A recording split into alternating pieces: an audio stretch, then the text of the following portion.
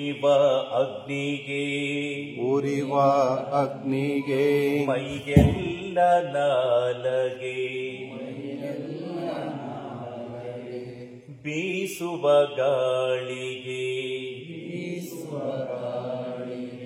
ಮೈಗೆಲ್ಲ ಕೈ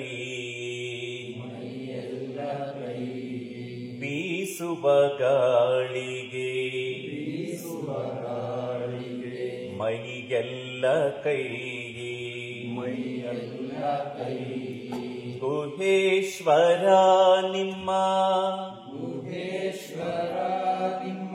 ಶರಣಂಗೆ ಸರ್ವಾಂಗಲಿಂಗ ಗುಹೇಶ್ವರ ನಿಮ್ಮ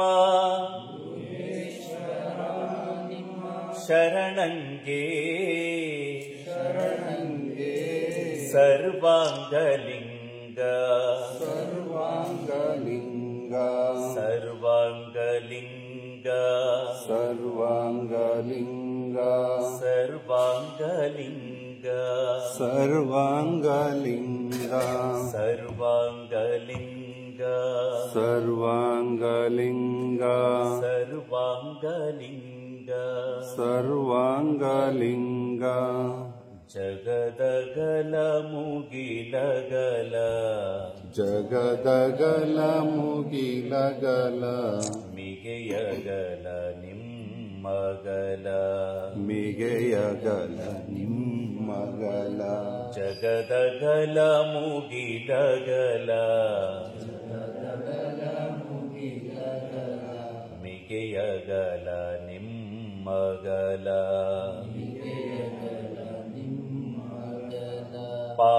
ಪಾತಾಳದಿಂದ ತತ್ತ ನಿಮ್ಮ ಶ್ರೀಚರಣ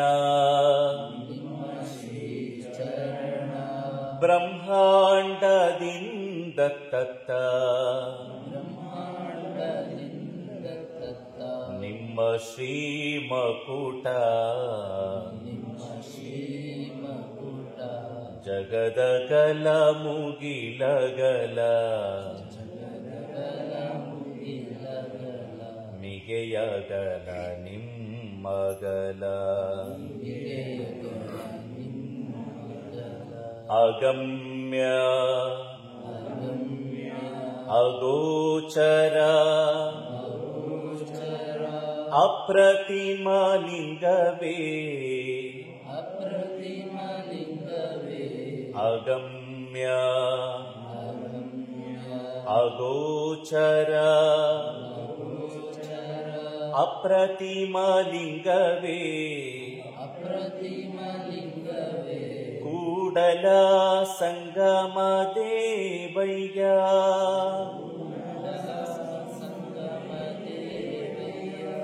ಎನ್ನ ಕರಸ್ಥಲಕ್ಕೆ ಬಂದು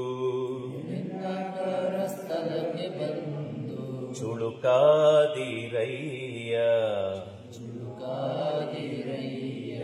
ಎನ್ನ ಕರಸ್ಥಲಕ್ಕೆ ಬಂದು ಕರಸ್ಥಲಕ್ಕೆ ಬಂದು ಚುಳುಕಾದಿರಯ್ಯ ಚುಳುಕಾದಿರಯ್ಯ ಜಗದಗಲ ಮುಗಿಲಗಲ ಜಗದಗಲ ಮುಗಿಲಗಲ ಮಿಗೆಯಗಲ ನಿಮ್ಮಗಲ ಮಿಗೆಯಗಲ ನಿಮ್ಮಗಲ ಮಿಗೆಯಗಲ ನಿಮ್ಮಗಲ ಮಿಗೆಯಗಲ ನಿಮ್ಮಗಲ ಓಂ ನಮಃ ಶಿವಾಯ ನಮಃ ಶಿವಾಯ ಓಂ ನಮಃ ಶಿವಾಯ ಓಂ ನಮಃ ಶಿವಾಯ ಓಂ ನಮಃ ಶಿವಾಯ ಓಂ ನಮಃ ಶಿವಾಯ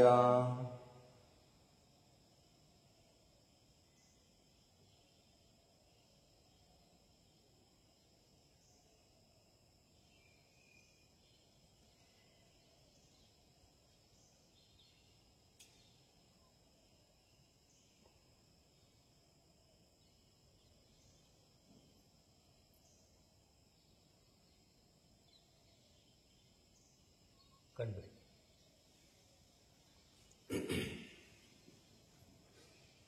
ಮೊದಲು ಕೆಲವು ಮಾತುಗಳನ್ನು ಹೇಳ್ತೀವಿ. ಸ್ವಲ್ಪ ಗಮನ ಇಟ್ಟು ಆ ಮಾತುಗಳನ್ನು ಮನಸ್ಸಿನ ಆಳಕ್ಕೆ ನೀವು ಇಳಿಸ್ಕೊಳ್ಬೇಕು. ಇಲ್ಲಿ ಬಂದಿರುವಂಥ ಪ್ರತಿಯೊಬ್ಬರೂ ಕೂಡ ಧರ್ಮ ಮತ್ತು ದೇವರಲ್ಲಿ ನಂಬಿಕೆ ಇರುವಂಥವ್ರು. ಅವರನ್ನು ಆಸ್ತಿಕರು ಅಂತ ಕರೀತಾರೆ. ಯಾರಿಗೆ ಧರ್ಮ ದೇವರಲ್ಲಿ ನಂಬಿಕೆ ಇಲ್ಲವೋ ಅವರನ್ನು ನಾಸ್ತಿಕರು ಅಂತ ಕರೀತಾರೆ. ಈ ದೃಷ್ಟಿಯಲ್ಲಿ ನೀವೆಲ್ಲರೂ ಕೂಡ ಆಸ್ತಿಕರಾಗಿಯೇ ಇಲ್ಲಿಗೆ ಬಂದಿದ್ದೀರಿ. ಸ್ವಲ್ಪ ನೀವು ಆಲೋಚನೆ ಮಾಡಿದರೆ ಈ ಧರ್ಮ ಮತ್ತು ದೇವರು ಎರಡೂ ವ್ಯಕ್ತಿಯನ್ನು ಸರಿಯಾದ ದಾರಿಯಲ್ಲಿ ಕರ್ಕೊಂಡು ಹೋಗಲಿಕ್ಕೆ ಸಾಧ್ಯ. ಸ್ವಲ್ಪ ಎಚ್ಚರ ತಪ್ಪಿದರೆ ಅವೇ ವ್ಯಕ್ತಿಯನ್ನು ದುರ್ಮಾರ್ಗಕ್ಕೆ ತಳ್ಳುವಂತಹ ಅವಕಾಶಗಳು ಇದ್ದಾವೆ. ನಮ್ಮ ನಾಡಿನಲ್ಲಿ ನೋಡಿದರೆ ಇವತ್ತು ಈ ಧರ್ಮ ಮತ್ತು ದೇವರು ನಮ್ಮನ್ನು ಸರಿಯಾದ ಮಾರ್ಗದ ಕಡೆ ಕರ್ಕೊಂಡು ಹೋಗೋಕ್ಕಿಂತ ಹೆಚ್ಚಾಗಿ ದುರ್ಮಾರ್ಗದ ಕಡೆಗೆ ತಳ್ತಾ ಇದ್ದಾರೆ. ಇದಕ್ಕೆ ಸಾಕಷ್ಟು ಉದಾಹರಣೆಗಳನ್ನು ಕೊಡಬಹುದು. ಆದರೆ 12ನೇ ಶತಮಾನದಲ್ಲಿ ಬಸವಾದಿ ಶಿವಶರಣರು ಈ ಧರ್ಮ ಮತ್ತು ದೇವರಿಗೆ ಹೊಸ ವ್ಯಾಖ್ಯಾನವನ್ನು ನೀಡಿದರು. ಧರ್ಮ ಹೇಗಿರಬೇಕು, ದೇವರು ಹೇಗಿರಬೇಕು. ನಾವೆಲ್ಲ ಧರ್ಮ ಅಂದ ತಕ್ಷಣ ಯಾರಿಗೋ ಸಹಾಯ ಮಾಡುವಂಥದ್ದು ಅಥವಾ ಗುಡಿಯಲ್ಲಿ ಹೋಗಿ ಕೈ ಮುಕ್ಕೊಂಡು ಕೂತ್ಕೊಳ್ಳೋದು, ಧ್ಯಾನ ಮಾಡೋದು, ಇದೇ ಧರ್ಮ ಅಂತ ಭಾವಿಸ್ಕೊಂಡಿದೆ. ಆದರೆ ಶರಣರು ಹೇಳಿದ್ದು ದಯವಿಲ್ಲದ ಧರ್ಮ ಅದೇ ಉದಯ ಅಂತ ಹೇಳಿ. ನೀವು ಧರ್ಮ ಮಾರ್ಗದಲ್ಲಿ ಹೋಗ್ತೀರಿ ಅಂತಂದರೆ ಮೊದಲು ನಿಮ್ಮಲ್ಲಿ ದಯೆ ಇರಬೇಕು, ಪ್ರೀತಿ ಇರಬೇಕು, ಕರುಣೆ ಇರಬೇಕು. ಆ ದಯೆ ತೋರಿಸುವಂಥದ್ದಲ್ಲ, ನಡತೆಯಲ್ಲಿ ಕಾಣುವಂಥದ್ದು. ನಮ್ಮ ಪಕ್ಕ ಇರುವಂಥ ಒಬ್ಬ ವ್ಯಕ್ತಿ ಏನೋ ಅಪಾಯದಲ್ಲಿ ಸಿಕ್ಕಿದ್ದಾನೆ, ತೊಂದರೆಗೆ ಒಳಗಾಗಿದ್ದಾನೆ ಅಂತಂದರೆ ಸ್ವಲ್ಪ ಮೊದಲು ಅವನನ್ನು ಮಾತನಾಡಿಸಿ ಏನು ತೊಂದರೆ ಆಗಿದೆ, ಏನು ಅಪಾಯ ಆಗಿದೆ ಅಂತ ಕೇಳಿ ಅದಕ್ಕೆ ಸೂಕ್ತ ಸಾಂತ್ವನದ ಮಾತುಗಳನ್ನಾದರೂ ಆಡುವಂಥ ಮನಸ್ಥಿತಿ ಮೊದಲು ಬರುತ್ತೆ. ಎರಡನೇದು, ನಮ್ಮಿಂದ ಸಾಧ್ಯವಾದಂಥ ಸಹಾಯವನ್ನು ಮಾಡುವಂಥ ಗುಣ ಬೆಳೆದು ಬರಬೇಕು. ಅನಾವಶ್ಯಕವಾಗಿ ಬಿದ್ದವನನ್ನು ನೋಡಿ ನಗುವಂಥದ್ದಲ್ಲ, ಆ ಬಿದ್ದವನನ್ನು ಮೇಲೆತ್ತಿ ಸಾಂತ್ವನದ ಮಾತುಗಳನ್ನು ಆಡಿ ಶುಶ್ರೂಷೆಗೆ ಬೇಕಾದಂಥ ಸೌಲಭ್ಯಗಳನ್ನು ಒದಗಿಸೋದಿದೆಯಲ್ಲ, ಅದು ನಿಜವಾದಂಥ ಧರ್ಮ. ಆ ಧರ್ಮ ಏನು ಹೇಳುತ್ತೆ ಅಂದರೆ ಎಲ್ಲರನ್ನೂ ಪ್ರೀತಿಯಿಂದ ಕಾಣು, ಯಾರನ್ನೂ ದ್ವೇಷ ಮಾಡಬೇಡ. ಅದು ನಿಮ್ಮ ಮನೆಯವರೇ ಆಗ್ಬೋದು, ಬೇರೆಯವ್ರ ಮನೆಯವರೇ ಆಗ್ಬೋದು, ನಿಮ್ಮ ಊರಿನವರೇ ಆಗ್ಬೋದು, ಬೇರೆಯವರ ಊರಿನವರೇ ಆಗ್ಬೋದು. ಹೀಗೆ ಒಬ್ಬ ಮತ್ತೊಬ್ಬನನ್ನು ಕರುಣೆ ಪ್ರೀತಿಯಿಂದ ಕಾಣುವಂಥದ್ದು, ಯಾರಿಗೂ ಹಿಂಸೆಯನ್ನು ನೀಡದೇ ಇರುವಂಥದ್ದು, ಎಲ್ಲರೂ ನಮ್ಮವರು ಅಂತ ಭಾವಿಸ್ಕೊಳ್ಳುವಂಥದ್ದು ಇದೆಯಲ್ಲ, ಇದು ನಿಜವಾದಂಥ ಧರ್ಮ. ಆದರೆ ಇವತ್ತು ಧರ್ಮದ ಹೆಸರಿನಲ್ಲೇ ಸಾಕಷ್ಟು ಅನಾಹುತಗಳು ನಾಡಿನಲ್ಲಿ ನಡೀತಾ ಇರೋದನ್ನು ನೋಡ್ತೀವಿ. ನನ್ನ ಧರ್ಮ ಹೆಚ್ಚು, ಇನ್ನೊಂದು ಧರ್ಮ ಕಡಿಮೆ, ನನ್ನ ಧರ್ಮ ಮೇಲು, ಇನ್ನೊಂದು ಧರ್ಮ ಕೀಳು. ಯಾವ ಧರ್ಮವೂ ಕೂಡ ಮೇಲು ಅಲ್ಲ, ಕೀಳು ಅಲ್ಲ. ಅದು ಮೇಲಾಗೋದು ಕೀಳಾಗುವಂಥದ್ದು ವ್ಯಕ್ತಿಯ ನಡಾವಳಿಕೆಯಿಂದ. ನಮ್ಮ ನಡಾವಳಿಕೆಗಳು ಸರಿಯಾಗಿದ್ದರೆ ಧರ್ಮ ನಮ್ಮನ್ನು ದಿಕ್ಕು ತಪ್ಪಿಸೋದಿಲ್ಲ. ಇದು ಧರ್ಮದ ಮಾತಾಗಿದೆ. ಆದರೆ ಇವತ್ತು ಧರ್ಮದ ಹೆಸರಿನಲ್ಲಿ ಜನರನ್ನು ದಿಕ್ತಪ್ಪಿಸುವಂತಹ ವಾತಾವರಣ ಪೂಜಾರಿ ಪುರೋಹಿತರಿಂದ ನಡೀತಾ ಇದೆ, ಮಾಧ್ಯಮಗಳಿಂದ ನಡೀತಾ ಇದೆ, ಮಠಗಳಿಂದ ನಡೀತಾ ಇದೆ. ಇದನ್ನು ತಪ್ಪಿಸುವಂತಹ ಪ್ರಾಮಾಣಿಕ ಪ್ರಯತ್ನವನ್ನು ಮಾಡಿದಂಥವರು 12ನೇ ಶತಮಾನದ ಶರಣ. ಇದು ಧರ್ಮದ ವಿಚಾರ. ಇನ್ನು ದೇವರಿಗೆ ಬಂದರೆ ನಾವು ನೂರಾರು ದೇವರುಗಳನ್ನು ನಂಬ್ಕೊಂಡ್ಬಿಟ್ಟಿದ್ದೀವಿ. ಹಾಗಾದ್ರೆ ನೂರಾರು ದೇವರುಗಳಿದ್ದಾವ ಅಂತ ಪ್ರಶ್ನೆ ಹಾಕಿದರೆ ಖಂಡಿತ ಇಲ್ಲ. ದೇವನೊಬ್ಬ ನಾಮ ಹಲವು ಅಂತ ಹೇಳ್ತಾರೆ. ಇರೋ ಒಂದು ಚೈತನ್ಯ, ಅದಕ್ಕೆ ನಾವು ನಮಗೆ ಪ್ರಿಯವಾದಂಥ ಹೆಸರನ್ನು ಕೊಟ್ಟಿದ್ದೀವಿ. ಒಬ್ಬರು ರಾಮ ಅನ್ಬೋದು, ಒಬ್ಬರು ಆಂಜನೇಯ ಅನ್ಬೋದು, ಒಬ್ಬರು ಶಿವ ಅನ್ಬೋದು, ಒಬ್ಬರು ಹನುಮಂತ ಅನ್ಬೋದು, ಒಬ್ಬರು ದ್ಯಾಮವ್ವ ಅನ್ಬೋದು. ಹೆಸರು ಬೇರೆ ಬೇರೆ ಆದರೂ ಕೂಡ ಆ ಹೆಸರಿನ ಹಿಂದೆ ಇರುವಂಥ ಚೈತನ್ಯ ಒಂದೇ. ಇದನ್ನು ಮೊದಲು ನಾವು ಅರ್ಥ ಮಾಡಿಕೊಳ್ಬೇಕು. ಇನ್ನು ಎರಡನೇದು, ದೇವರಿಗೆ ನಮ್ಮ ಹಾಗೆ ಕರಚರಣಗಳು ಇಲ್ಲ. ಕೈ ಇಲ್ಲ, ಕಾಲಿಲ್ಲ, ಮೂಗಿಲ್ಲ, ಕಿವಿ ಇಲ್ಲ. ಅದೊಂದು ಚೈತನ್ಯ ಅಷ್ಟೇ. ಉದಾಹರಣೆಗೆ ಗಾಳಿ ಇದೆ ಅಂತಲೇ ನಮಗೆ ಗೊತ್ತಾಗಲ್ಲ. ಗೊತ್ತಾಗೋದು ಯಾವಾಗ? ನಾವು ಹೊರಗಡೆ ನಿಂತು ಅದು ಬೀಸಿದಾಗ ನಮ್ಮ ಬಟ್ಟೆ ಅಲ್ಲಾಡಿದರೆ, ನಮ್ಮನ್ನು ತಳ್ಕೊಂಡು ಹೋದರೆ, ಗಾಳಿ ಇವತ್ತು ಬಹಳ ಜೋರಾಗಿ ಬೀಸ್ತಾ ಇದೆ ಅಂತ ಹೇಳ್ತೀವಿ. ಅದಕ್ಕೊಂದು ಚೈತನ್ಯ ಇದೆ ಗಾಳಿ. ಆದರೆ ನಾವು ನಂಬಿರುವಂಥ ಯಾವುದೇ ದೇವರಿಗೆ ಚೈತನ್ಯ ಇಲ್ಲ. ಹಾಗಾಗಿ ನಮ್ಮ ಬಸವಣ್ಣವರು ಹೇಳಿದರು, ಉಳ್ಳವರು ಶಿವಾಲಯವ ಮಾಡುವರು, ನಾನೇನ ಮಾಡಲಿ ಬಡವನಯ್ಯ, ಎನ್ನ ಕಾಲೇ ಕಂಬ, ದೇಹವೇ ದೇಗುಲ, ಶಿರಹೊನ್ನ ಕಳಶ, ಸ್ಥಾವರ ಕಳಿವುಂಟು ಜಂಗಮ ಕಳಿಗಿಲ್ಲ ಅಂತ ಹೇಳಿ. ಬಸವಣ್ಣವರು ದೇವಸ್ಥಾನದ ಒಳಗೆ ಇರುವಂಥ ಆ ಮೂರ್ತಿಯನ್ನು ನಿರಾಕರಣೆ ಮಾಡಿದರು. ಯಾಕೆ ಅಂತಂದರೆ ದೇವಸ್ಥಾನವೂ ಜಡ, ಅದರ ಒಳಗಡೆ ಇರುವಂಥ ಮೂರ್ತಿಯೂ ಕೂಡ ಜಡ. ಅದಕ್ಕೆ ಚೈತನ್ಯ ಇಲ್ಲ. ಅದು ನಮ್ಮ ಮಾತುಗಳನ್ನು ಕೇಳಲ್ಲ, ನಮಗೆ ವರವನ್ನು ಕೊಡಲ್ಲ, ಶಾಪವನ್ನು ನೀಡಲ್ಲ. ಹಾಗಾಗಿನೇ ಅಲ್ಲಮ ಪ್ರಭುದೇವರು ತಮ್ಮ ಒಂದು ವಚನದಲ್ಲಿ ಹೇಳ್ತಾರೆ, ನಾ ದೇವನಲ್ಲದೆ ನೀ ದೇವನೇ. ಒಂದು ಗುಡಿ ಮುಂದೆ ನಿಂತಿದ್ದಾರೆ ಅಂತ ಕಲ್ಪನೆ ಮಾಡ್ತಾರೆ ಅಲ್ಲಮ ಪ್ರಭುದೇವರು. ಗುಡಿ ಮುಂದೆ ನಿಂತ್ಕೊಂಡು ಗುಡಿ ಒಳಗಡೆ ಇರುವಂಥ ಆ ವಿಗ್ರಹಕ್ಕೆ ದೇವರು ಅಂತ ನಾವೇನು ಕರಿತಾ ಬಂದಿರಲ್ಲ, ಅದಕ್ಕೆ ಪ್ರಶ್ನೆ ಮಾಡ್ತಾರೆ, ನಾ ದೇವನಲ್ಲದೆ ನೀ ದೇವನೇ. ನಾನೋ ದೇವರು, ನೀನೋ. ಅಷ್ಟಕ್ಕೆ ಸುಮ್ಮನಾಗಲ್ಲ, ನೀ ದೇವನಾದರೆ ಎನ್ನಲೇಕೆ ಸಲಹೆ. ನೀನು ಒಂದು ವೇಳೆ ದೇವರಾಗಿದ್ದರೆ ಯಾಕಪ್ಪ ನನ್ನನ್ನು ರಕ್ಷಣೆ ಮಾಡ್ತಾ ಇಲ್ಲ, ನನ್ನ ಬೇಡಿಕೆಗಳನ್ನು ಈಡೇರಿಸ್ತಾ ಇಲ್ಲ, ನನ್ನ ನೋವುಗಳನ್ನು ನಿವಾರಿಸ್ತಾ ಇಲ್ಲ.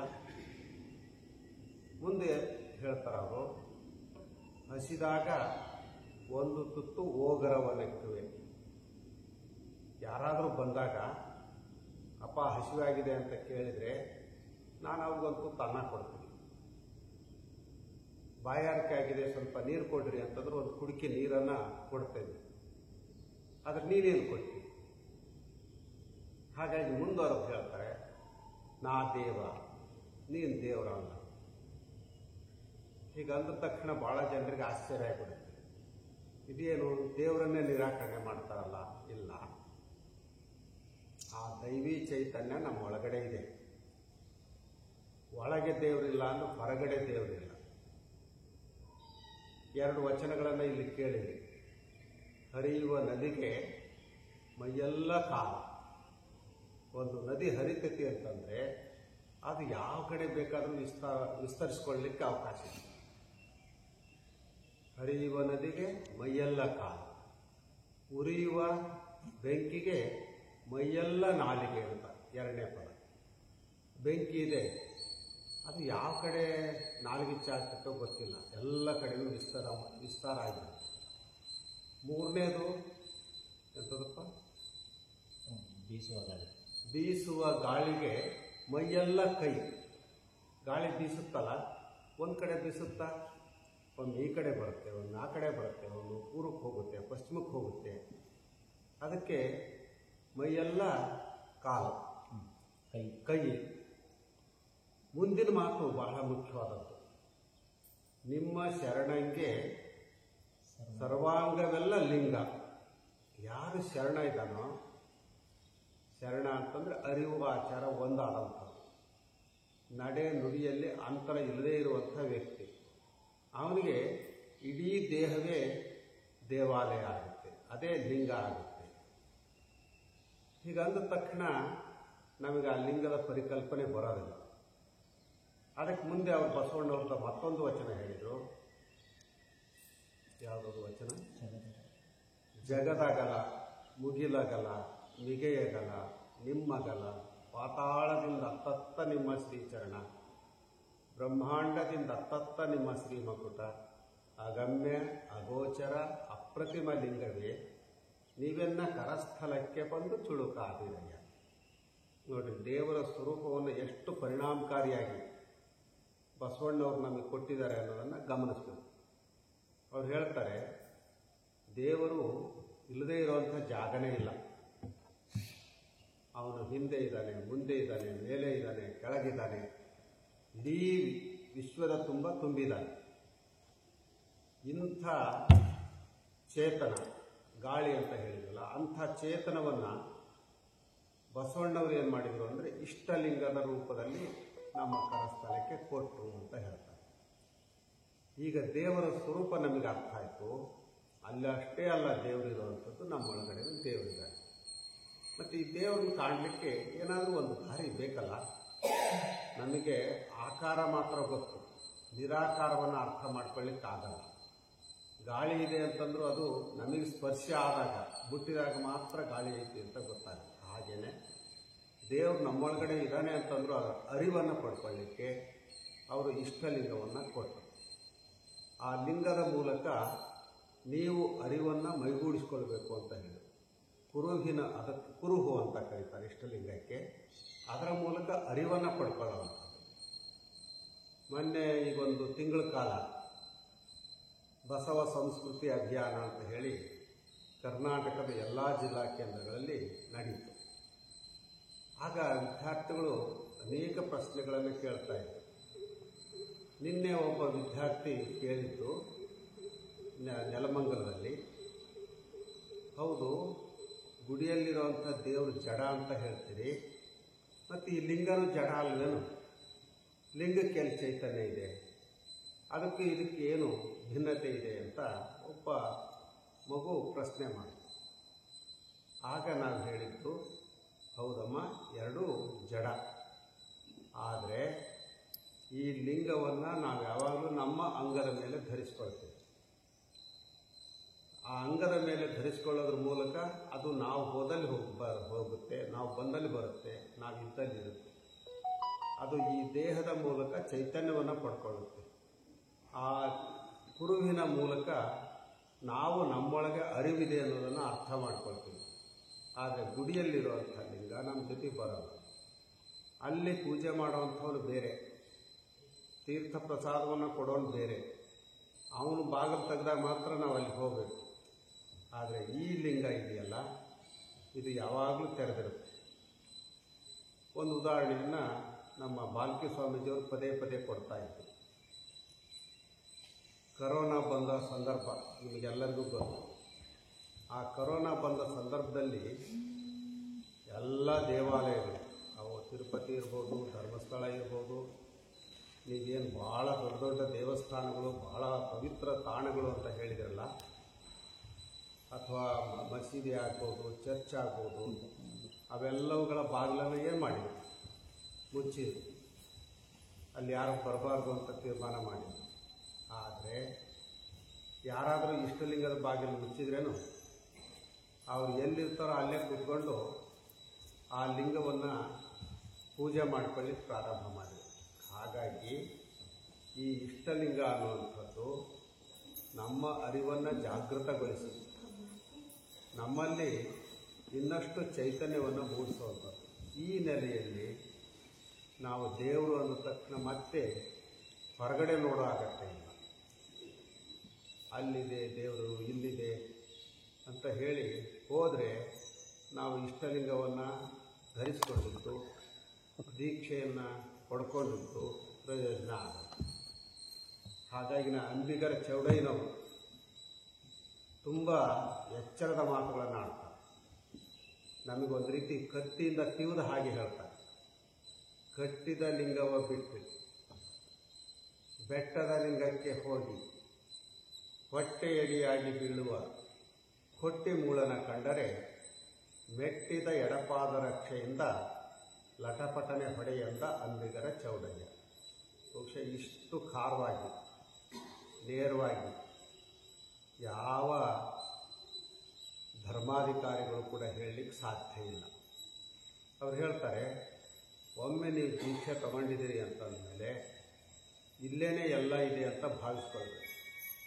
ಅದೇ ಕಾಮಧೇನು ಕಲ್ಪವೃಕ್ಷ ಅಂತ ತಿಳ್ಕೊಳ್ಬೇಕು. ಆದರೆ ಅನೇಕ ಜನ ನಮ್ಮನ್ನು ದಿಕ್ಕು ತಪ್ಪಿಸ್ತಾರೆ. ಅವ್ರು ಹೇಳ್ತಿರ್ತಾರೆ, ನೋಡಪ್ಪ, ಆ ಬೆಟ್ಟದ ಮೇಲೆ ಒಂದು ದೇವರಿದೆ, ಆ ದೇವರು ಏನೆಲ್ಲ ಕೊಡ್ತಾ ಇದೆ. ನಿಮಗೆ ಕೈ ಇಲ್ಲ ಅಂತಂದ್ರೆ ಕೈ ಕೊಡುತ್ತೆ, ಕಾಲಿಲ್ಲ ಅಂದರೆ ಕಾಲು ಕೊಡುತ್ತೆ, ಮಕ್ಕಳ ಫಲ ಬೇಡಿದ್ರೆ ಮಕ್ಕಳ ಫಲ ಕೊಡುತ್ತೆ. ಹೀಗೆ ಏನೇನೋ ಆಸೆಗಳನ್ನು ಹುಟ್ಟಿಸ್ತಾರೆ. ಅದಕ್ಕೆ ನೀವೇನು ಮಾಡ್ತೀರಿ ಅಂತಂದರೆ ಕಟ್ಟಿದ ಲಿಂಗನೂ ಇರಲಿ ಅಂದ್ಕೊಂಡು ಮತ್ತೆ ಅಲ್ಲಿ ಹೋಗಿ ನೀವು ಅಷ್ಟೇ ಅಡ್ಡು ಬೀಳಲ್ಲ, ನಿಮ್ಮ ಲಿಂಗವನ್ನು ಅಡ್ಡು ಬೀಳಿಸ್ತೀರ. ಅದಕ್ಕೆ ಅವ್ರು ಹೇಳ್ತಾರೆ, ಕಟ್ಟಿದ ಲಿಂಗವ ಬಿಟ್ಟು ಬೆಟ್ಟದ ಲಿಂಗಕ್ಕೆ ಹೋಗಿ ಹೊಟ್ಟೆ ಅಡಿಯಾಗಿ ಬೀಳುವ ಹೊಟ್ಟೆ ಮೂಲನ ಕಂಡರೆ ಮೆಟ್ಟಿದ ಎಡಪಾದ ರಕ್ಷೆಯಿಂದ ಲಟಪಟನೆ. ಅಂಥವ್ರನ್ನ ಚಪ್ಪಲಿಯಿಂದ ಹೊಡಿರಿ ಅಂತ ಹೇಳ್ತಾರೆ. ಅದರ ಮೂಲಕ ಅವ್ರು ಕೊಡುವಂಥ ಸಂದೇಶ ಏನು ಅಂತಂದರೆ, ಏಕದೇವನಿಷ್ಠೆ ನಮಗಿರಬೇಕು. ಆ ದೇವರು ಈ ದೇವರು ಅಂತ ಹೇಳಿ ಹುಡುಕೊಂಡು ಹೋಗೋದಿಲ್ಲ. ಅದು ದೇವರು ಇದೆ, ಒಂದೇ ಒಂದು. ಅಂಥ ದೈವ ನಿಷ್ಠೆಯನ್ನು ಮನುಷ್ಯ ಬೆಳೆಸ್ಕೊಂಡಾಗ ಅವನ ಬದುಕು ಆದರ್ಶದ ದಾರಿಯತ್ತ ಸಾಗುತ್ತೆ ಅನ್ನುವಂಥದ್ದು. ಇಷ್ಟು ಮಾತುಗಳನ್ನು ಸಾಂಕೇತಿಕವಾಗಿ ಹೇಳ್ತಾ, ನಮ್ಮ ಧರ್ಮ ಯಾವುದು ಅಂದ ತಕ್ಷಣ ಬಹಳ ಜನ ಯಾವುದೋ ಹೇಳ್ತಿರ್ತಾರೆ. ಆದರೆ ನಾವು ಸ್ಪಷ್ಟವಾಗಿ ನಿಮಗೆ ಹೇಳುವಂಥದ್ದು, ನಮ್ಮ ಧರ್ಮ ಬಸವಣ್ಣನವರು ಕೊಟ್ಟಂಥ ಲಿಂಗಾಯತ ಧರ್ಮ. ಹಾಗಾದ್ರೆ ನಿಮ್ಮ ದೇವರು ಯಾವುದು? ಮತ್ತು ಅವಾಗ ನಮ್ಮ ಮನೆದೇವರು ತಿರುಪತಿ ತಿಮ್ಮಪ್ಪ, ಧರ್ಮಸ್ಥಳದ ಮಂಜುನಾಥ ಅಥವಾ ಇನ್ಯಾವುದೋ ಹೇಳ್ತಿರಲ್ಲ. ಅಲ್ಲ, ನಮ್ಮ ದೇವರು ಗುರು ಕರುಣಿಸಿದಂಥ ಇಷ್ಟಲಿಂಗ ಅಂತ ಹೇಳಬೇಕು. ಮತ್ತು ನಿಮ್ಮ ಧರ್ಮದ ಕೇಂದ್ರ ಯಾವುದು ಕೇಳ್ತಿರ್ತಾರಲ್ಲ, ಯಾವುದಪ್ಪ ನಿಮ್ಮ ಧರ್ಮದ ಕೇಂದ್ರ? ಆವಾಗ ನೀವು ಸ್ಪಷ್ಟವಾಗಿ ಹೇಳಬೇಕು, ನಾವು ಎಲ್ಲಿರ್ತವೋ ಅದೇ ನಮ್ಮ ಧರ್ಮದ ಕೇಂದ್ರ.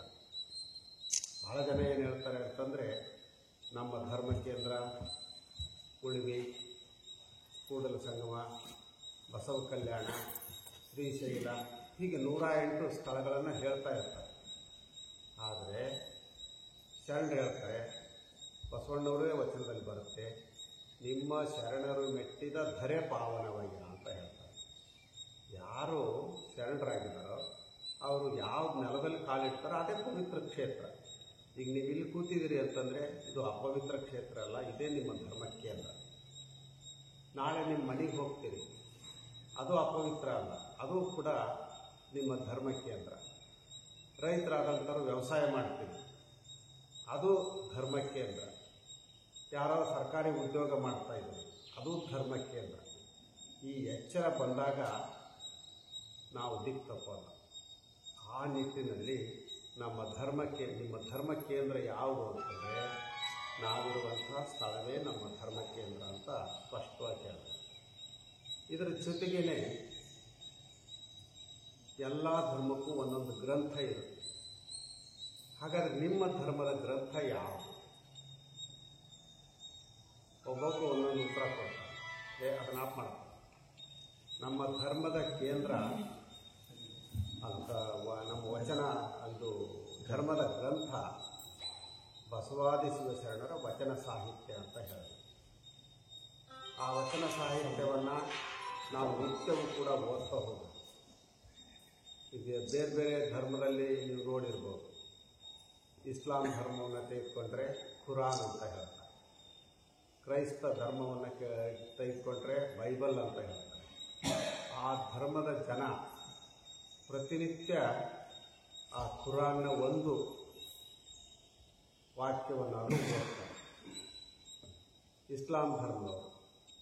ಹಾಗೆಯೇ ಕ್ರೈಸ್ತ ಧರ್ಮದವರು ತಮ್ಮ ಬೈಬಲಿನ ನುಡಿಗಳನ್ನು ಓದ್ತಾ ಹೋಗ್ತಾರೆ. ಹಾಗೆ ನೀವು ಲಿಂಗಾಯತ ಧರ್ಮೀಯರು ಪ್ರತಿನಿತ್ಯ ಒಂದು ವಚನವನ್ನಾದರೂ ಓದಬೇಕು. ನೀವು ಓದೋದ್ರ ಮೂಲಕ ನಿಮ್ಮ ಮನೆಯ ಇತರೆ ಜನರು ಕೂಡ ಓದಲಿಕ್ಕೆ ಅದು ಪ್ರೇರಣೆಯನ್ನು ನೀಡುತ್ತೆ. ಹಾಗಾಗಿ ನೀವು ಸ್ಪಷ್ಟವಾಗಿ ಹೇಳಬೇಕು, ನಮ್ಮ ಧರ್ಮ ಗ್ರಂಥ ವಚನ ಸಾಹಿತ್ಯ ಅದನ್ನು ನಾವು ನಿತ್ಯವೂ ಓದಬೇಕು ಅನ್ನುವಂಥ ಎಚ್ಚರ ನಿಮಗೆ ಬಂತು ಅಂತಂದರೆ ಆಗ ನೀವು ನಿಜವಾದಂಥ ಲಿಂಗಾಯತರಾಗಲಿಕ್ಕೆ ಸಾಧ್ಯ. ಇನ್ನು ಈ ಧರ್ಮದಲ್ಲಿ ಮೌಢ್ಯಗಳಿಲ್ಲ. ದೇವರೇನೋ ಆ ಫಲ ಕೊಡ್ತಾನೆ, ಈ ಫಲ ಕೊಡ್ತಾನೆ ಇಲ್ಲ. ಬದಲಾಗಿ ನೀನು ಕಾಯಕ ಮಾಡಿದರೆ ಫಲ ಸಿಗುತ್ತೆ. ಕಾಯಕ ಮಾಡದೇ ಇದ್ರೆ ಹೇಗೆ ಫಲ ಸಿಗುತ್ತೆ? ದುಡಿಮೆಯೇ ದೇವರು ಅಂತ ಹೇಳಿದ್ವಿ. ಕಾಯಕವೇ ಕೈಲಾಸ ಅಂತ ನೀವು ಕೇಳಿದ್ದೀರಿ. ಬರೀ ಕಾಯಕವೇ ಕೈಲಾಸ ಅಂತ ಹೇಳಿಲ್ಲ, ಕಾಯವೇ ಕೈಲಾಸ ಅಂತ ಹೇಳಿ. ಕಾಯ ಅಂದರೆ ಈ ಶರೀರ, ಅಂದರೆ ಈ ಶರೀರದ ಪಾವಿತ್ರ್ಯತೆಯನ್ನು ನಾವು ಕಾಪಾಡ್ಕೊಳ್ಬೇಕಾಗುತ್ತೆ. ಎಷ್ಟೋ ಜನ ಏನೆಲ್ಲ ಕೆಟ್ಟ ಕೆಲಸ ಮಾಡೋದು ಯಾವುದರಿಂದ? ನಮ್ಮ ಶರೀರದಿಂದಲೇ. ನಮ್ಮ ಕೈ ಏನೋ ಕೆಟ್ಟ ಕೆಲಸ ಮಾಡುತ್ತೆ, ನಮ್ಮ ಕಣ್ಣು ಏನೋ ಕೆಟ್ಟದ್ದನ್ನು ನೋಡ್ತಾ ಇದೆ, ನಮ್ಮ ಕಿವಿ ಏನೋ ಕೆಟ್ಟದ್ದನ್ನು ಕೇಳ್ತಾ ಇದೆ, ನಮ್ಮ ಬಾಯಿ ರುಚಿಗಾಗಿ ಏನೋ ಕುಡಿಬಾರ್ದನ್ನು ಕುಡಿತೇವೆ, ತಿನ್ನಬಾರ್ದನ್ನು ತಿನ್ನುತ್ತೇವೆ. ಆಗ ಈ ದೇಹ ದೇವಾಲಯ ಆಗಲ್ಲ, ಕಾಯ ಕೈಲಾಸ ಆಗಲ್ಲ. ಹಾಗಾಗಿ ಬಸವಣ್ಣವರು ಬಹಳ ಎಚ್ಚರದಿಂದ ಹೇಳಿದರು, ಪ್ರತಿಯೊಬ್ಬರ ಕಾಯವೂ ಕೈಲಾಸ ಆಗಬೇಕು ಅಂತ ಹೇಳಿ. ಅಷ್ಟೇ ಹೇಳಿ ಶರಣರು ಸುಮ್ಮನಾಗಿಲ್ಲ, ಈ ಕಾಯದಿಂದ ಕಾಯಕ ಮಾಡಬೇಕು ಅಂತ ಹೇಳಿ. ಕಾಯಕ ಅಂತಂದ್ರೆ ಕೆಲಸ.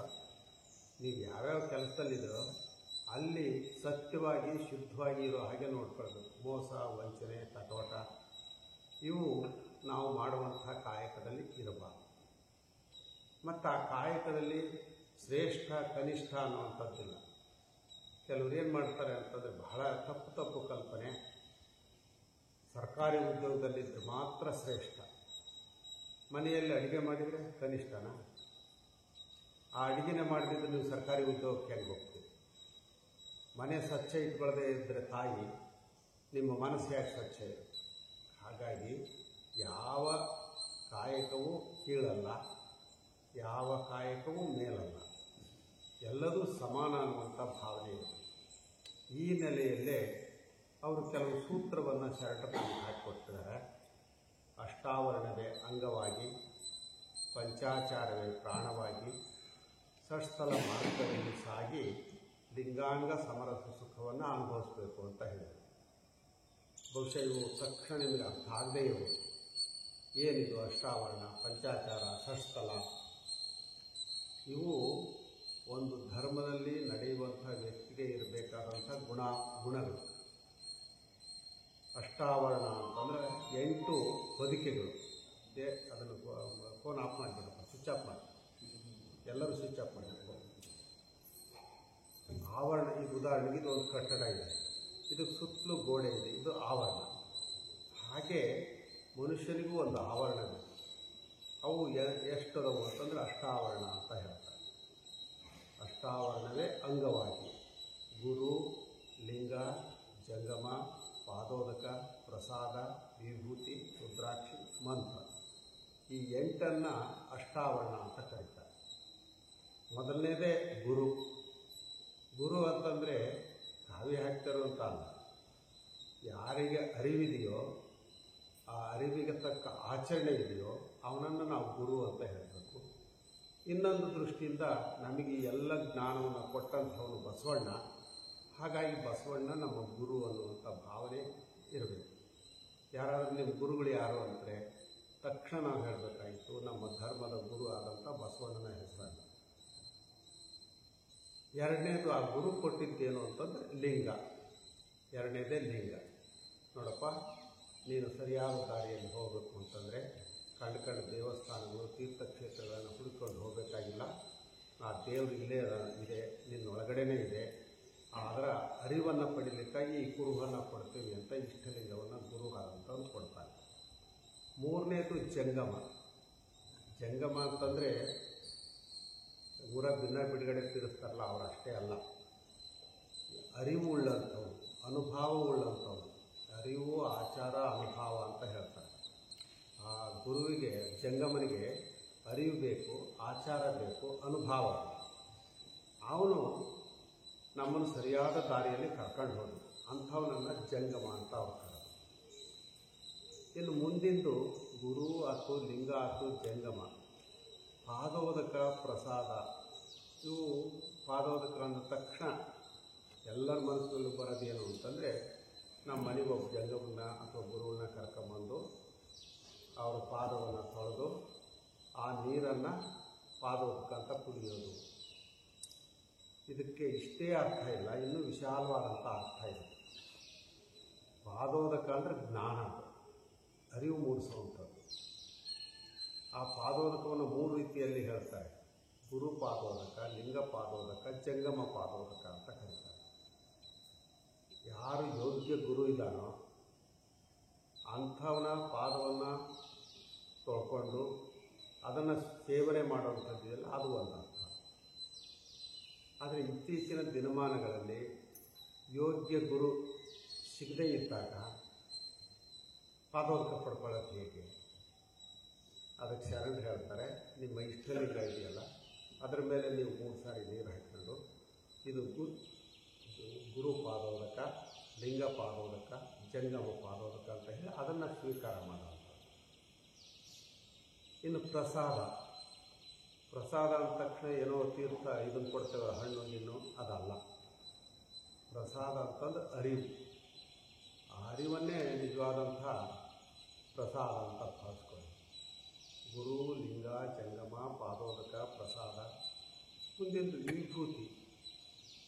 ಬಹುಶಃ ನಿಮಗೆಲ್ಲ ವಿಭೂತಿ ಅಂದರೆ ಏನು ಅಂತ ಗೊತ್ತು. ಶರಣರು ಒಂದು ಕಡೆ ಹೇಳ್ತಾರೆ, ನೀರಿಗೆ ನಂದಿದೆಯೇ ಶೃಂಗಾರ, ನಾರಿಗೆ ಗುಣವೇ ಶೃಂಗಾರ, ಕೂಡಲ ಸಂಗನ ಶರಣರ ನೊಸಲಿಗೆ ವಿಭೂತಿಯೇ ಶೃಂಗಾರ ಅಂತ ಹೇಳ್ತಾರೆ. ಆ ವಿಭೂತಿ ಅನ್ನುವಂಥದ್ದು ಒಂದರ್ಥದಲ್ಲಿ ಶೃಂಗಾರದ ಸಾಧನ. ಈಗ ನಾವು ಶೃಂಗಾರ ಸಾಧನ ಅಂದ ತಕ್ಷಣ ಯಾವ್ಯಾವ ಕ್ರೀಮು, ಪೌಡ್ರು, ಇನ್ನೇನೇನೋ ಬಳಸ್ತೀವಿ. ಆದರೆ ಶರಣರ ದೃಷ್ಟಿಯಲ್ಲಿ ನಿಜವಾದ ಶೃಂಗಾರ ಸಾಧನ ವಿಭೂತಿ. ಹಾಗಾಗಿನೇ ಅದನ್ನು ಇಡೀ ಶರೀರಕ್ಕೆ ನಾವು ಲೇಪಿಸ್ಕೊಳ್ತೀವಿ, ಹಣೆ ಮೇಲೆ ಧರಿಸ್ಕೊಳ್ತೀವಿ. ಅಲ್ಲಿ ಭಕ್ತಿ, ಜ್ಞಾನ, ಕ್ರಿಯೆ ಇವು ನಮಗೆ ಒಂದಾಗಬೇಕು ಅನ್ನೋ ಭಾವದಿಂದ ಆ ವಿಭೂತಿ ಇವತ್ತು ಯಾಕಂದ್ರಿಂದನೇ ಮಾಡ್ತಾಯಿದ್ದಾರೆ. ನಿಜವಾದ ವಿಭೂತಿ ಆಕಳ ಸಗಣಿಯನ್ನು ಸುಟ್ಟು ಅದಕ್ಕೆ ಸಂಸ್ಕಾರ ಕೊಟ್ಟು ಮಾಡಬೇಕು. ಹಾಗೆ ಮಾಡೋದ್ರಿಂದ ಆ ವಿಭೂತಿಯಲ್ಲಿ ಔಷಧಿಯ ಗುಣ ಕೂಡ ಇದೆ. ಆ ವಿಭೂತಿಯನ್ನು ಧರಿಸ್ಕೊಳ್ಳೋದ್ರಿಂದ ಎಷ್ಟೋ ಚರ್ಮ ರೋಗಗಳು ಕೂಡ ವಾಸಿಯಾಗ್ತವೆ. ವಿಭೂತಿ ಅರಿವಿನ ಸಂಕೇತವೂ ಕೂಡ ಹೌದು. ಇನ್ನು ಗುರು ಆಯಿತು, ಲಿಂಗ ಆಯಿತು, ಜಂಗಮ, ಪಾದೋದಕ, ಪ್ರಸಾದ, ವಿಭೂತಿ. ರುದ್ರಾಕ್ಷಿ. ರುದ್ರಾಕ್ಷಿ ಅಂದರೆ ಒಂದು ಮರದ ಬೀಜ. ಅಕ್ಷಿ ಅಂತಂದರೆ ಕಣ್ಣು ಅಂತ ಹೇಳ್ತಾರೆ. ರುದ್ರ ಅಂದರೆ ದೇವರು, ದೇವರ ಕಣ್ಣಿದ್ದ ಹಾಗೆ ಅಂತ ಒಂದು ಅರ್ಥದಲ್ಲಿ. ಆ ರುದ್ರಾಕ್ಷಿಯನ್ನು ಧರಿಸೋದ್ರ ಮೂಲಕ ನಿಮ್ಮ ನೋಟ ಚೆನ್ನಾಗಿರಬೇಕು, ಅಲ್ಲಿ ಕಾಕ ದೃಷ್ಟಿ ಇರಬಾರ್ದು ಅನ್ನುವಂಥ ಎಚ್ಚರ. ಜೊತೆಗೆ ಆ ರುದ್ರಾಕ್ಷಿಯಲ್ಲೂ ಕೂಡ ಶೀತ ಮತ್ತು ಉಷ್ಣವನ್ನು ಸಮಸ್ಥಿತಿಯಲ್ಲಿ ಇರುವಂಥ ಗುಣ ಇರುತ್ತೆ ಅಂತ ಹೇಳ್ತಾರೆ. ಹಾಗಾಗಿನೇ ಎಷ್ಟೋ ಜನ ವಿದೇಶಿಯರು ಕೂಡ ಕೊರಳಲ್ಲೀಗ ರುದ್ರಾಕ್ಷರ ಹಾಕ್ಕೊಳ್ತಾರೆ. ಅದು ಕೇವಲ ಫ್ಯಾಷನ್ಗಾಗಿ ಅಲ್ಲ, ನಮ್ಮ ಶರೀರದ ಉಷ್ಣ ಮತ್ತು ಶೀತವನ್ನು ಸಮಸ್ಥಿತಿಯಲ್ಲಿ ಇಡಲಿಕ್ಕಾಗಿ. ಅದರ ಜೊತೆಗೆ ಅದರ ಆ ಔಷಧಿಯ ಗುಣ ಇದೆ ಅಂದಾಗ ಅಂಥ ನೀರು ನಮ್ಮ ಮೈ ಮೇಲೆ ಬೀಳೋದ್ರಿಂದ ನಮಗೆ ಒಳ್ಳೆಯದಾಗುತ್ತೆ ಅನ್ನುವಂಥದ್ದು. ಹಿಂದೆಲ್ಲ ಈಗ ಮಾಡ್ತಾರೆಲ್ಲ ಗೊತ್ತಿಲ್ಲ ನಮಗೆ. ನಾವು ಚಿಕ್ಕವರಿದ್ದಾಗ ಕೆಮ್ಮಾದರೆ ನಮ್ಮ ತಾಯಿಯವರು ಏನು ಮಾಡ್ತಾಯಿದ್ರು ಅಂದರೆ ಗಂಧದ ಕಲ್ಲಿರುತ್ತಲ್ಲ, ಸಾಣೆ ಕಲ್ಲು, ಆ ಕಲ್ಲಿಗೆ ಇದನ್ನು ತೇದು ಅದರ ಗಂಧವನ್ನು ಲೇಪಿಸ್ತಾ ಇದ್ರು. ನಾಲಿಗೆ ಮೇಲೆ ಇಟ್ಕೊಂಡು ಸೀಪು ಅಂತ ಹೇಳ್ತಾಯಿದ್ರು. ಅಂದರೆ ಅದು ಕೆಮ್ಮನ್ನು ಬೇಗ ನಿವಾರಣೆ ಮಾಡಿಬಿಡೋದು, ಅಂದರೆ ಔಷಧಿಯ ಗುಣವೂ ಇದೆ. ಇನ್ನು ಮುಂದಿಂದು ಮಂತ್ರ. ಮಂತ್ರ ಅಂತಂದರೆ ಓಂ ನಮಃ ಶಿವಾಯ ಅಂತ ಹೇಳ್ತಾರೆ, ನಮಃ ಶಿವಾಯ ಅಂತ ಹೇಳ್ತಾರೆ. ಅಂದರೆ ಪಂಚಾಕ್ಷರಿ ಷಡಾಕ್ಷರಿ ಮಂತ್ರವನ್ನು ನಾವು ಹೇಳುವಂಥದ್ದು ಪದ್ಧತಿ.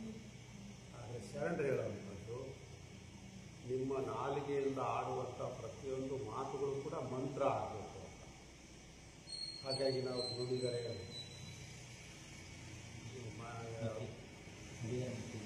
ನುಡಿಗರೆ ಮುತ್ತಿನ ಹಾರದಂತಿರಬೇಕು, ಮಾಣಿಕ್ಯದ ದೀಪ್ತಿ ಅಂತಿರಬೇಕು, ಸ್ಫಟಿಕದ ಸಲಾಕೆ ಅಂತಿರಬೇಕು ಅಂತ ಹೇಳ್ತಾ ಹೋಗ್ತಾರೆ. ಅಂದರೆ ನೀವು ಆಡುವಂಥ ಮಾತುಗಳು ಕೂಡ ಮಂತ್ರ ಆಗಬೇಕು. ಇನ್ನು ಪಂಚಾಚಾರ, 5 ಆಚಾರ ನಮ್ಮ ನಡಾವಳಿಕೆಗಳು ಹೇಗಿರಬೇಕು ಅದಕ್ಕೆ ಅವ್ರು ಹೇಳ್ತಾರೆ. ಮೊದಲನೇದೇ ಲಿಂಗಾಚಾರ. ಲಿಂಗಾಚಾರ, ಶಿವಾಚಾರ, ಸದಾಚಾರ, ಗಣಾಚಾರ, ವೃತ್ಯಾಚಾರ, ಈ 5 ಆಚಾರಗಳು ಅಂತ ನೀತಿ ಸಹಿತ ಇದ್ದಂಗೆ. ಒಬ್ಬ ವ್ಯಕ್ತಿ ಸನ್ಮಾರ್ಗದಲ್ಲಿ ಸಾಗಬೇಕು, ನೀತಿವಂತನಾಗಿ ನಡ್ಕೋಬೇಕು ಅಂತಂದರೆ ಮೊದಲು ಅವನು ಇಷ್ಟಲಿಂಗಧಾರಿಯಾಗಬೇಕು. ಆಮೇಲೆ ಇಷ್ಟಲಿಂಗ ಧರಿಸಿ ಮತ್ತೆ ಆಗಲೇ ಹೇಳಿದ್ವಲ್ಲ, ಎಲ್ಲೆಲ್ಲೋ ಹೋಗೋದಲ್ಲ, ಏಕದೇವ ನಿಷ್ಠೆ ಇರಬೇಕು. ಗುರು ಕೊಟ್ಟಂಥ ಈ ಲಿಂಗವನ್ನಲ್ಲದೆ ಬೇರೆ ಏನನ್ನೂ ನಾನು ಪೂಜೆ ಮಾಡೋದಿಲ್ಲ ಅನ್ನೋಂಥ ಅರಿವು ನಮ್ಮಲ್ಲಿರಬೇಕು. ಅದನ್ನು ಲಿಂಗಾಚಾರ ಅಂತ ಕರೀತಾರೆ. 2ನೇದು ಶಿವಾಚಾರ. ಶಿವಾಚಾರ ಏನು ಹೇಳುತ್ತೆ ಅಂತಂದರೆ ಎಲ್ಲರನ್ನೂ ಶಿವನ ಮಕ್ಕಳು ಅಂತ ಭಾವಿಸ್ಬೇಕು. ಅಲ್ಲಿ ಜಾತಿ ಭೇದವನ್ನು ಮಾಡೋ ಹಾಗಿಲ್ಲ. ನಮಗೆ ಜಾತಿ ಅನ್ನುವಂಥದ್ದೇ ಇಲ್ಲ, ನೀತಿ ಮಾತ್ರ ನಮಗೆ ಮುಖ್ಯ ಆಗಿದೆ. ಅದನ್ನು ಶಿವಾಚಾರ ಹೇಳುತ್ತೆ.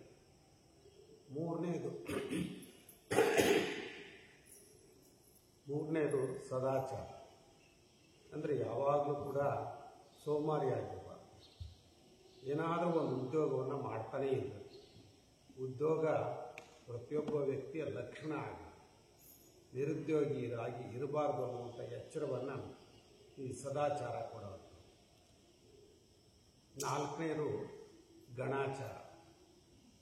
ಗಣಾಚಾರ ಏನು ಹೇಳುತ್ತೆ ಅಂದರೆ ಅನ್ಯಾಯವನ್ನು ಪ್ರತಿಭಟನೆ ಮಾಡಬೇಕು.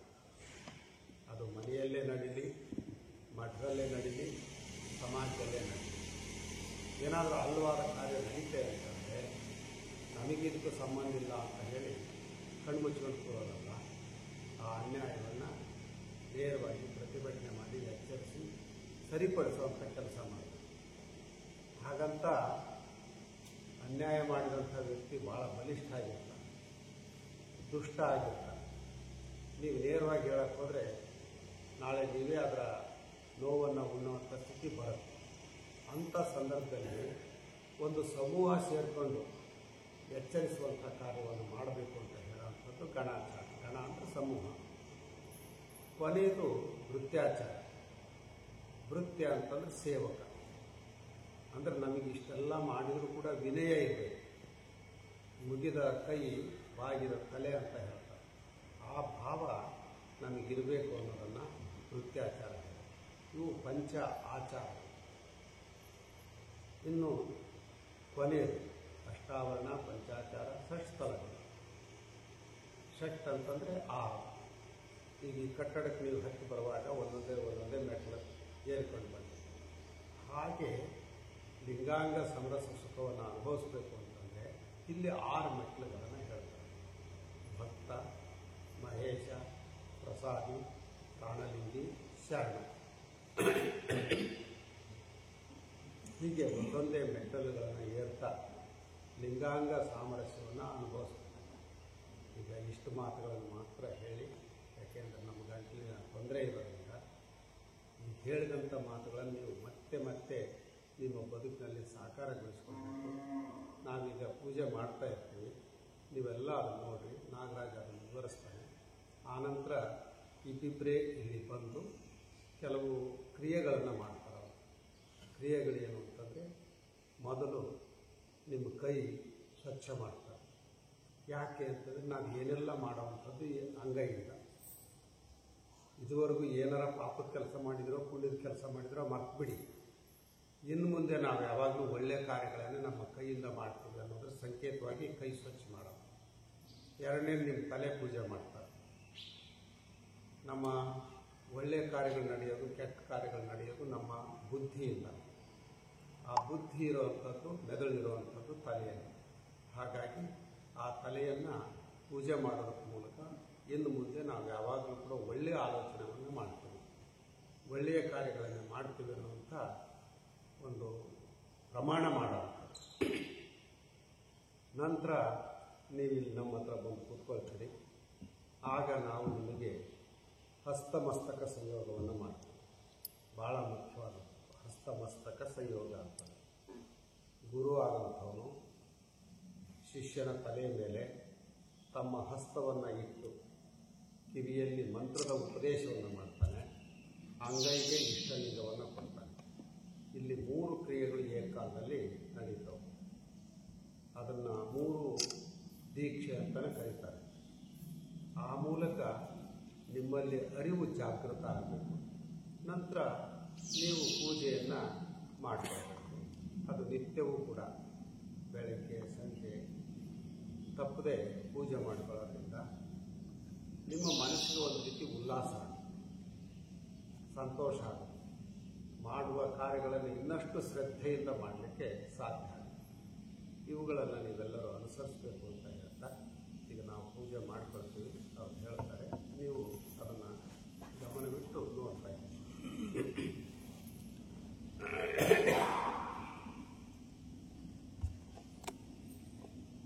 ಮತ್ತು ವಿಭೂತಿಯನ್ನು ನಿಮ್ಮ ಎಡಭಾಗದಲ್ಲಿ ಇಟ್ಟು ಓಂ ನಮಃ ಶಿವಾಯ ಅಂತ 3 ಸಾರಿ ಧ್ಯಾನ ಮಾಡಿ. ನಾನು ನೋಡ್ಕೇಳ್ರಿ, ಈಗ ಮಾಡ್ತಾರೆ, ನಾನು ಹೇಳ್ತೀನಿ ನೋಡಿ. ಕೈ ತುಂಬ ಚೆಂಡು, ಮುಖ ತುಂಬ, ಇಡೀ ದೇಹಕ್ಕೆ, ಈಗಾಗಲೇ ಸರ್ವಾಂಗ ಲಿಂಗ ಅಂದ್ರಲ್ವ, ಇಡೀ ದೇಹಕ್ಕೆಲ್ಲ ಲೇಪಿಸ್ಕೊಳ್ಳೋದು. ಹಾಗೆ 3 ಬೆರಳಿಂದ ಹಣೆಗೆ 3 ಬಾರಿ ಧರಿಸಬೇಕು. ಭಕ್ತಿ ಜ್ಞಾನ ಕ್ರಿಯೆ ಅಂತ ಕರೀತಾರೆ. 3 ಬೆರಳು ಭಕ್ತಿ ಜ್ಞಾನ ಕ್ರಿಯೆ.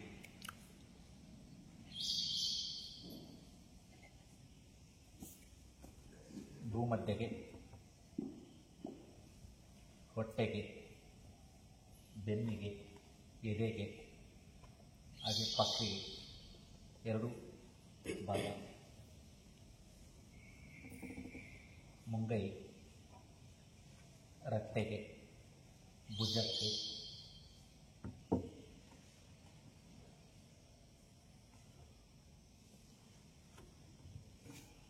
ಹಾಗೆ ಪಾದಕ್ಕೆ, ನಿಮ್ಮ 2 ಪಾದಕ್ಕೂ ಧರಿಸ್ಕೊಳ್ಳಿ.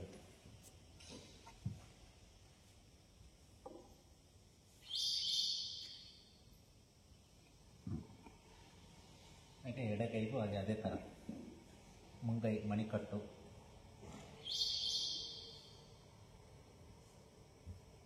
ರಟ್ಟೆ, ಭುಜಕ್ಕೆ, ಹೀಗೆ ದೇಹದ ಎಲ್ಲ ಭಾಗಕ್ಕೂ ಕೂಡ ವಿಭೂತಿಯನ್ನು ಧರಿಸ್ಕೊಳ್ಬೇಕು.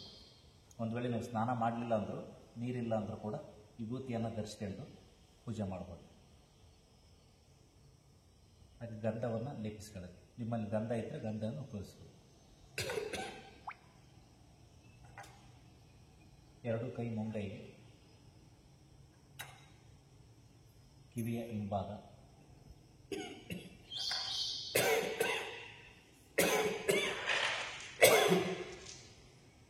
ರುದ್ರಾಕ್ಷಿ. ಈ ವಿಭೂತಿಯನ್ನೇ ಹೇಗೆ ಶುದ್ಧಿ ಮಾಡಿದ್ರು ಹಾಗೆ ಒಂದು ಹೂವನ್ನು, ಪತ್ರೆಯನ್ನು ಇಟ್ಟು ರುದ್ರಾಕ್ಷಿಯನ್ನು ಕೂಡ ಶುದ್ಧಿ ಮಾಡ್ಕೊಂಡು ಕೊರಳಿಗೆ ಹಾಕ್ಕೊಂಡು 3 ಸರಿ ಓಂ ನಮಃ ಶಿವಾಯ ಅಂತ ಹೇಳಿ